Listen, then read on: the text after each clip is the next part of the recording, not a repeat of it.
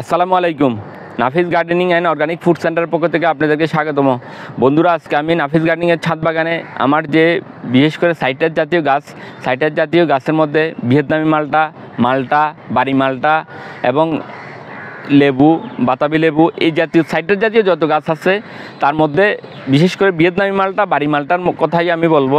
তো আমি দেখুন আমার এই মালটা গাছে তো এখন হচ্ছে যে জুন মাসের এই সময়ে আমার মালটার সাইজ দেখুন। এটি একটি ভিয়েতনামি মালটার সাইজ দেখুন।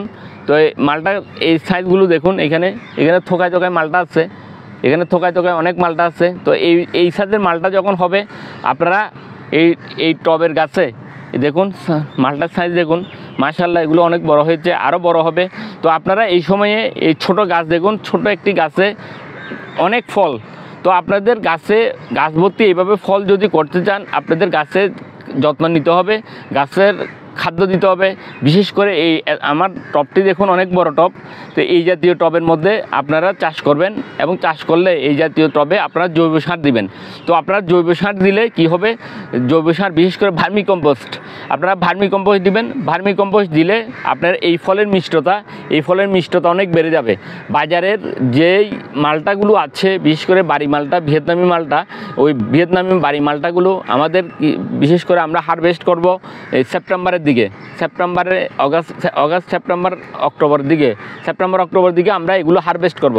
তো এগুলো ফলগুলো মিষ্টতা আমরা যদি বাড়াতে চাই, বিশেষ করে রাসায়নিক সার যদি আমরা ইউজ করি, রাসায়নিক কেমিক্যাল ইউরিয়া ফসফরাস পটাশ যদি আমরা ইউজ করি, আমাদের মিষ্টতা কমে যাবে। তো আমরা কি করব, আমরা রাসায়নিক সার অ্যাভয়েড করে আমরা জৈব সার বিশেষ করে ভার্মি কম্পোস্ট ইউজ করার চেষ্টা করব। ভার্মি কম্পোস্ট ইউজ করলে কি হবে, আমাদের ফলের মিষ্টতা বেড়ে যাবে।